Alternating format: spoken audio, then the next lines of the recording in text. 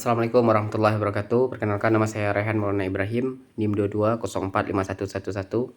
Di sini saya akan mempresentasikan berkaitan dengan soal UAS dari mata kuliah seminar dan penulisan karya tulis ilmiah. Dari soal nomor 2 ini harus dibikinkan videonya berkaitan dengan rancangan penyusunan instrumen tes hasil belajar dari rancangan penelitian yang diperlukan untuk instrumen belajar yang dibutuhkan. Kemudian untuk langkah-langkahnya ini di sini saya akan menjelaskan. Untuk yang pertama itu adalah berkaitan dengan penentuan CP terlebih dahulu. Jadi untuk CP ini dapat diperoleh dari sumber terpercaya yang telah ditetapkan oleh Menteri Pendidikan, sehingga penetapan CP ini memang sah dari sumber terpercaya. Kemudian yang kedua adalah penentuan TP. Jadi TP ini akan kita susun berdasarkan dari CP yang telah kita tetapkan sebelumnya. Jadi TP ini akan memuat susunan dari tujuan pembelajaran dari CP yang telah ditetapkan. Kemudian yang ketiga adalah menganalisis materi yang relevan yang sesuai dengan TP dan juga CP yang sebelumnya.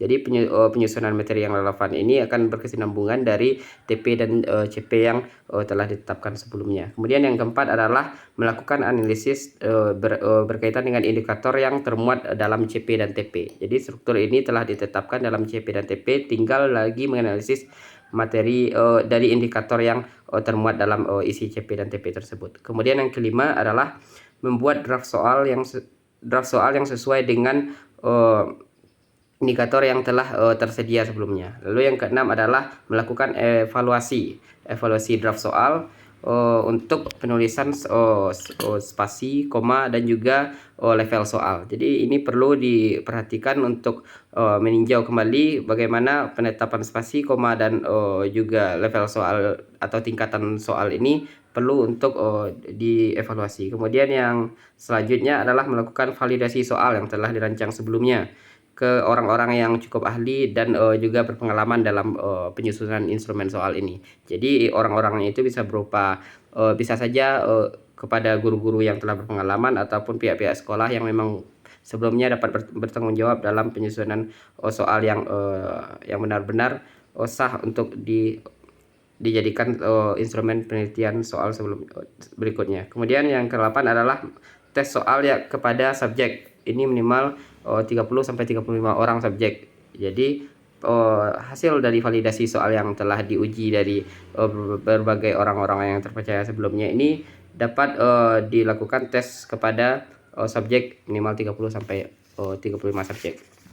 Kemudian yang ke-9 adalah uji formalitas, kemudian dan juga uji homogenitas. Ini perlu dilakukan untuk meninjau kembali soal-soal yang telah dijadikan subjek sebelumnya. Kemudian yang ke-10 adalah analisis dari hasil uji coba.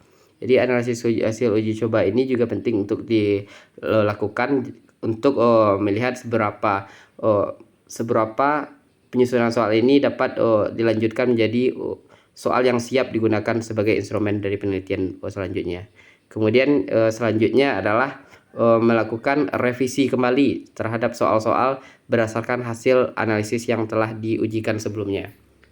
Lalu melakukan analisis soal untuk peninjauan ulang dari hasil revisi dari segi font, spasi, dan level soal ini dilakukan kembali. Jadi sebelum soal benar-benar sah untuk digunakan dan ditetapkan sebagai instrumen penelitian yang dapat dipertanggungjawabkan dan siap untuk digunakan di lapangan, ini perlu dilakukan analisis peninjauan ulang, baik itu dari penulisan, font, spasi, dan juga tingkatan soal seperti yang sebelumnya telah dilakukan juga. Kemudian yang terakhir adalah soal yang telah dilakukan analisis dari peninjauan ulang ini berarti soal sudah siap digunakan untuk instrumen penelitian yang dapat yang mampu untuk menampung data-data apa saja yang akan diharapkan dari instrumen soal dari hasil penelitian yang akan dilakukan. Mungkin sekian penjelasan dari soal nomor 2 ini berkaitan dengan rancangan penyusunan instrumen dari hasil belajar yang benar, yang sebagaimana telah ditetapkan untuk soal penelitian. Kemudian mungkin sekian saja yang dapat saya sampaikan berkaitan dengan UAS nomor 2 dari mata kuliah seminar dan penulisan karya tulis ilmiah ini. Saya ucapkan terima kasih. Assalamualaikum warahmatullahi wabarakatuh.